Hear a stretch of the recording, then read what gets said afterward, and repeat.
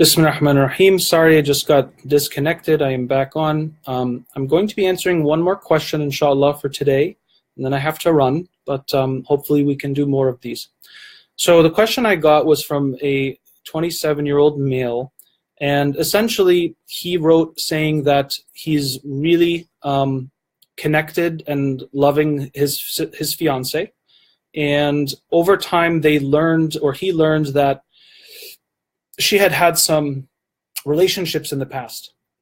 So his question is, how do I get over these negative feelings? He says, I want to keep her happy. He wants to be a good husband after marriage. He doesn't want these feelings to ruin the relationship.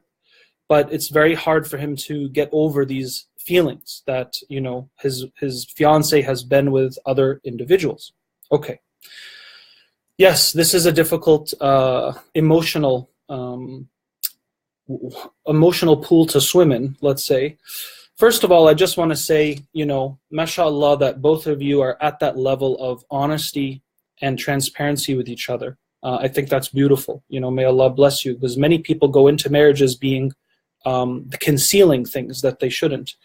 But a couple of things. One, we don't have to share things from our past necessarily, unless they are things that can physically harm the other person, or it is an important fact that could affect the future marriage. So for example, you can't marry somebody if you have some kind of a sexually transmitted disease without telling them first. You can't. That's absolutely haram.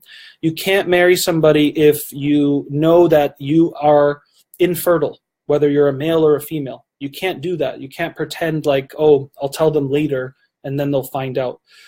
You can't conceal things that could affect the person, like you have a mental illness, or you have some other kind of disease like cancer or this or that.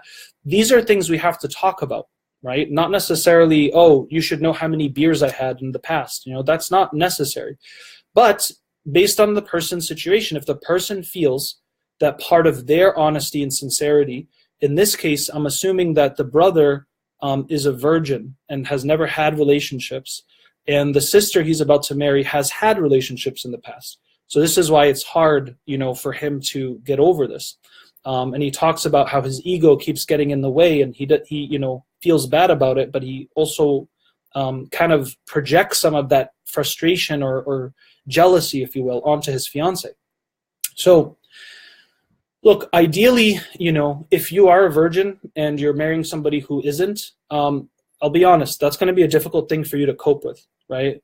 Because as somebody who held himself back and disciplined himself not to have relations before marriage, you're expecting to marry somebody who did the same thing, right? So that you can share this for the first time. On the other hand, you can't also expect to transcend, your feelings just like that. You have to also be honest with your feelings. And I'm not saying you should say it to your fiance, but you've got to really sit with yourself and ask, is this something you can genuinely handle over time? And if it keeps getting more difficult for you over time, then you have to consider that. And sometimes we can't get over our emotions, unfortunately, right? Sometimes we can't. Think about the Prophet ﷺ, the man who killed his uncle Hamza, radiallahu anhu. Even though that man, his name was Wahshi, even though that man became Muslim and he lived in Medina at the time of the Prophet ﷺ said, look, I don't want to see you. I don't come to, the front line of the khutbah that I'm giving, because when I see you, it breaks my heart, because I just remember you killing my beloved uncle, even though he's Muslim, and Allah, inshallah, forgive him, right? But the Prophet ﷺ himself said, look, this is emotionally too heavy for me. I can't handle it. So we've got to also remember we're human beings, and you can't always transcend, into these Islamic ideals all the time. Sometimes it's real, and it's like, dude, I can't handle it, right? I can't picture the fact that my wife was with all these other people in the past, right? On the other hand, it was very courageous and honest for your fiance to share that she has this past, and she probably did it because she really cares about you and wants to be open and transparent. So you do have to consider this, brother. Number one, if you really want to try getting over these feelings, the first thing I would recommend is stop talking about it with her, period. Don't refer to it. She shouldn't refer to it, and she shouldn't talk about it. You definitely should not be asking any details, right? Like how many this or how many times or with who or what this or what that. Don't do that. And that's usually what happens when people get jealous. They want to know everything, right? Because they don't want to leave anything up to the imagination. But sometimes the facts are worse than the imagination. So it's best not to ask about it, ask any details, don't probe, and don't refer or talk about it with each other. You know, and I know that's hard, and that's one of the tests that you're going to have to go through is really see if that's something you can do. Because if you can't, it's probably going to keep resurfacing in the future. And while I feel for the sister, you know, it's also part of her journey that she must face. You know, that she had these choices in the past, and that she may choose to reveal those choices to future prospects of marriage. And that's not a bad thing. But it also comes with its set of consequences. Now, some men will be unable to compromise that, right? Others can, though. You know, usually men that have also had relationships in the past, they're, you know, it's less likely that they'll be agitated by it. So if you really want to try working things through this with your fiance, stop talking about it and referring to it. If you get overwhelmed by, you know, the thoughts or the ideas that she had past relations, then you need to take some space, you know, take some deep breaths, make some dua for her and for yourself, and ask Allah to make ease in your heart if this is what's best for you. And you can recite Alam nashrah laka sadrak, you know, 3 times a day with your hand on your heart, and inshallah this can bring you some of that serenity. Number 2 is don't refer to it, don't ask any details, right? Because this can cause much worse problems for you. You won't be able to get it out of your head. And then also number 3 is recall, brother, that some of the best believers have had some of the worst past before. And God can truly clear the deeds and souls of people, right? So I know you know this because you said that in your question.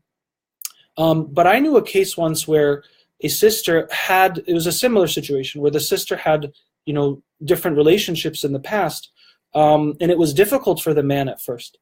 But they used to make a lot of dua, and again, this may not work for everybody. I'm just giving a case study. And the sister said that even though she's aware that she had past relationships, she genuinely feels in her bones that her husband was the only man she's ever actually been with. So sometimes Allah subhanahu wa ta'ala can, you know, purify the heart and even the mind to such an extent that the past choices don't affect either partner.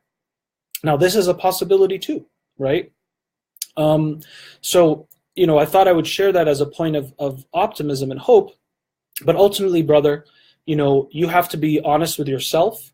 And if you are a virgin, it's going to be a little more difficult than if you're not, I think, to get over this, because you can't really relate.